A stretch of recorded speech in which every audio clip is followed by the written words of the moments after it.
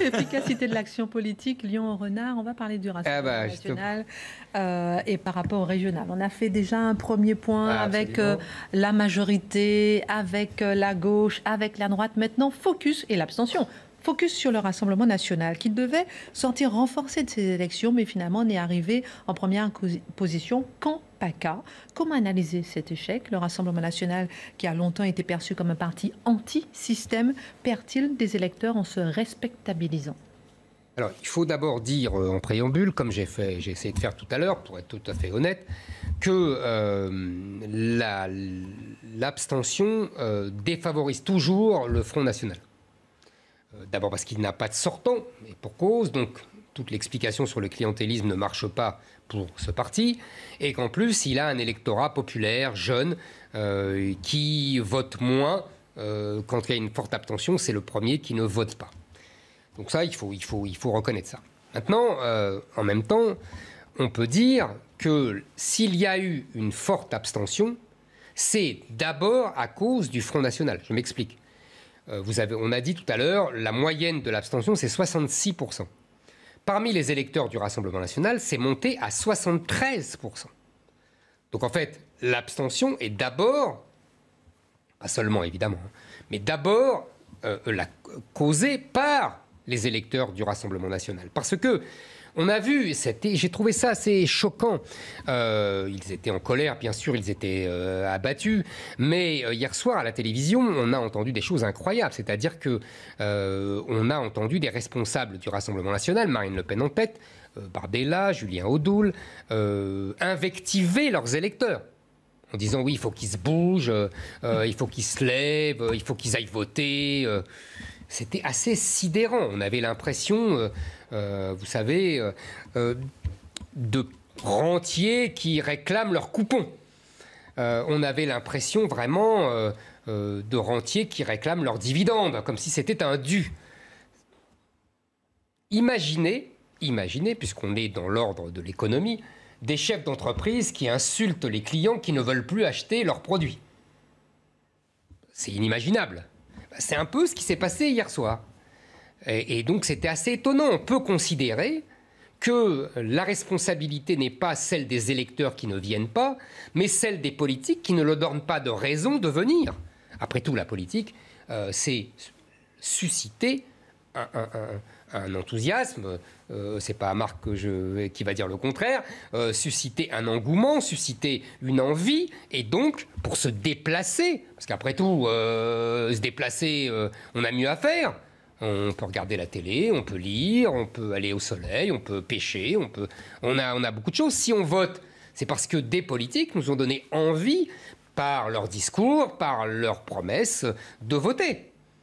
Il faut reconnaître que là, en l'occurrence, les patrons du Rassemblement national ne l'ont pas fait, et ne l'ont pas fait plus que les autres. Parce qu'après tout, on a dit tout à l'heure que c'était un discrédit de toute la classe politique.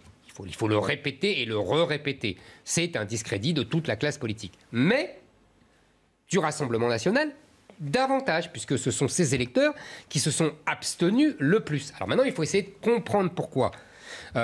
J'ai dit tout à l'heure qu'il y avait une uniformisation de l'offre politique, il y avait un manque d'offre politique. Pendant longtemps, et ça tient au père surtout, à Jean-Marie Le Pen, le Front National, justement, avait cette différence d'offre politique. Elle avait une offre politique originale, pour le meilleur et pour le pire. Je ne sais pas un jugement, mais en tout cas, c'était une offre politique originale.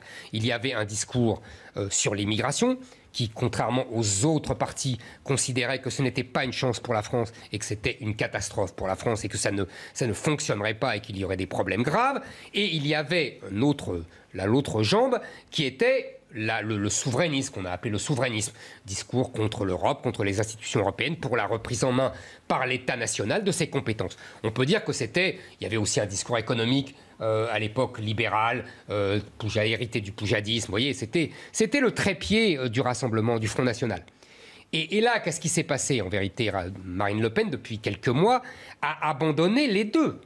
C'est-à-dire que Marine Le Pen a renoncé à tout le pan souverainiste, renoncer évidemment au départ à l'abandon de l'euro, évidemment à la sortie de l'Union européenne, évidemment, mais même aussi à Schengen, mais même à la sortie de la Cour européenne des droits de l'homme. Donc vous voyez, tout ce pan-là, elle l'a complètement abandonné. En vérité, il n'y a plus de différence aujourd'hui entre son discours et le discours d'Emmanuel Macron ou de Xavier Bertrand, pour ne parler que de la droite et du centre.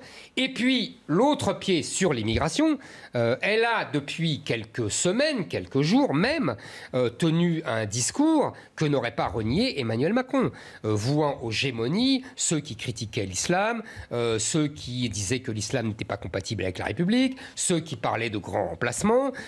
Tous ces gens, elle les ostratisait et elle disait qu'ils étaient à l'extrême droite et qu'elle ne voulait pas être associée à cela. Donc, si vous voulez, les électeurs lui ont répondu. D'après moi, les électeurs lui ont répondu. Ils lui ont répondu puisque elle a renoncé à ces deux piliers de la tradition de son mouvement et de sa famille politique, puisqu'elle a décidé au nom d'une stratégie de dédiabolisation, de se recentrer, de recentrer son discours et de parler comme Emmanuel Macron, et ben ces électeurs, alors même que, et c'est ce que je vous dis toutes les semaines, il y a au contraire une radicalisation, un durcissement de tous, non seulement ces électeurs, mais de tous les électeurs. C'est mes fameux 70% dont je vous parle tout le temps. Il y a eu donc un chassé-croisé assez extraordinaire et assez, je vais dire, loufoque, entre Marine Le Pen, qui abandonnait tout ce qui faisait sa spécificité de sa famille politique, et ses électeurs, et les électeurs des autres partis, qui allaient vers les fondamentaux de sa famille politique. Ce chassé-croisé a fait l'échec extraordinaire du Front National, qui est descendu à 18. Pour vous donner une idée en termes de voix, en 2015, au régional de 2015, il y avait eu 6 millions d'électeurs pour le Rassemblement national. Là, hier soir, il y avait 2 700 000. Donc elle a perdu plus de la moitié de ses électeurs. C'est pour ça que les explications d'hier soir sur les régionales n'intéressent personne, sur le scrutin est compliqué, sur la faute au gouvernement, les électeurs ne comprennent rien, etc., ça me fait rire. Parce qu'en 2015, c'était les mêmes élections. Là, les électeurs du Rassemblement national se sont mobilisés. 6 millions. Vous voyez, c'est pas rien. Marion Maréchal faisait 40% dans le Sud. Marine Le Pen elle-même faisait 40% aussi dans le Nord. On est loin de ces chiffres aujourd'hui. Vous voyez, même le meilleur candidat, qui était Mariani, fait 35 ou 37%. Vous voyez, c'est vraiment le meilleur candidat de tous les candidats du Rassemblement national. Il a vraiment du mérite dans cette bataille. Mais donc, vous voyez, là, il y a une aseptisation du discours qui fait que le Rassemblement national est associé et mêlé au reste des partis, au reste du système partisan, et que donc il est rejeté par une masse d'électeurs comme le reste du système partisan.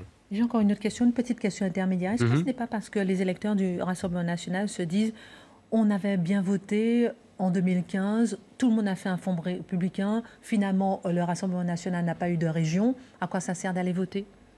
Non. Non, mais ça peut être une réflexion. Je ne pense pas.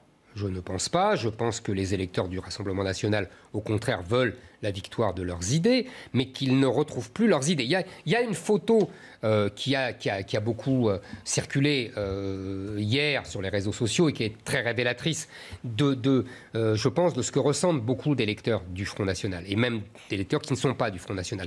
Vous savez, c'est cette photo où on voit Jordan Bardella qui va voter, qui signe son papier d'émargement devant une assesseuse, je pense qu'on dit comme ça, qui est voilée.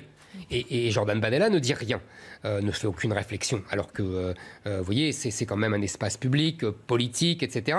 Je veux dire, il y aurait des choses à dire. Oui, mais on est en devoir de réserve aussi. Hein. Et pourquoi il est en devoir de réserve, lui ? Il ne peut pas parler non plus. Non, il n'est pas en devoir de réserve, il a le droit de dire ce qu'il veut. Non, et est-ce que cette femme a le droit d'être assesseuse en étant voilée ? Il faudrait vérifier, je ne suis pas sûr. En tout cas, on pouvait, en tout cas, politiquement, il aurait pu marquer le coup. Il ne l'a pas fait. Pourquoi je vous dis ça ? C'est anecdotique, en vérité. C'est pas pour accabler Jordan Bardella, c'est pour dire que pourquoi cette photo a circulé ? Parce que depuis des jours et des jours, beaucoup de gens se disent, elle abandonne tout, elle trahit tout. L'expression consacrée, c'est elle se chiraquise.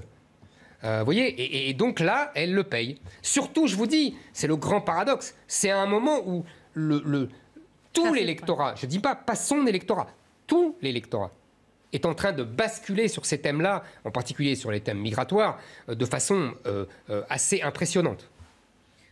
Quelles pourraient être les autres raisons de ce score? Est-ce un problème de structure du parti, un problème de campagne, un problème d'incarnation? Tout ça. Là, si vous voulez, je pense que Marine Le Pen paye certaines de ses méthodes. Par exemple, l'incapacité à enraciner localement son parti, à part quelques rares exceptions. Le fait de faire la chasse à tous les opposants. Elle a éradiqué tous les proches de Marion Maréchal. Tous ceux qu'elle associe aux catholiques, au mouvement catholique. Tous ceux qui n'obéissent pas au clan des Nains-Beaumont sont guillotinés. Il y a eu des purges sans cesse. Il y a, j'ai regardé ça, 85% des sortants n'ont pas été reconduits. Il est normal qu'il y ait un renouvellement dans un parti, c'est normal, etc. Mais là, 85%, ça veut dire que quasiment tous les sortants ont été jetés dehors pour être remplacés par des gens plus proches de Marine Le Pen, que sais-je encore. Vous voyez, donc on sentait bien là pendant la campagne qu'il y avait beaucoup d'élus RN qui avaient gros sur la patate d'être remplacés par des gens comme ça, qui étaient parachutés, qui n'avaient pas milité auprès d'eux, etc. Il y avait une ambiance assez délétère. Vous voyez, il y avait tout ça. Et donc, je pense que là, tout ça a été payé cash, quoi. Une autre question, Éric Zemmour. Si on disait tout à l'heure en première partie que 2 électeurs sur 3 se disent qu'ils ne retrouvent pas leurs idées dans l'offre politique aujourd'hui. Quelles solutions, quelles idées qui ne sont pas représentées? Est-ce qu'on n'a pas quand même l'impression que toutes les idées sont représentées dans l'offre politique aujourd'hui? L'immigration, la sécurité, l'écologie, qu'est-ce qui manque? Moi, je ne pense pas. Je pense qu'il y a, si vous voulez, il y a beaucoup d'idées qui ne sont pas représentées. Il y a les idées, si vous voulez, d'abord à droite comme à gauche. À droite comme à gauche. À droite comme à gauche. Il y a un discours de gauche, social, protectionniste, un discours, vous voyez, qui était tenu, par exemple, par la CGT dans les années 30, ou par le Parti communiste dans les années 50-60, ou encore Comment ? C'est ce que j'allais dire. Ou alors un discours de gauche souverainiste, qui est tout à fait légitime, de Chevènement à Montebourg. Vous voyez, il y a tous ces discours-là de gauche qui ne sont... C'est la gauche qui disait, c'est la CGT qui disait que l'immigration était le moyen pour les patrons de faire baisser les salaires. Je veux dire, c'est le vieux discours marxiste. Vous l'entendez, ce discours-là, aujourd'hui ? Ça date même d'avant la CGT, ça. Fin du 19e siècle. C'est Marx. Ouais. Marx avec l'immigration irlandaise. Vous avez tout à fait raison. Mais c'était repris par la CGT dans les années 30. Donc vous voyez, ça c'est la première chose.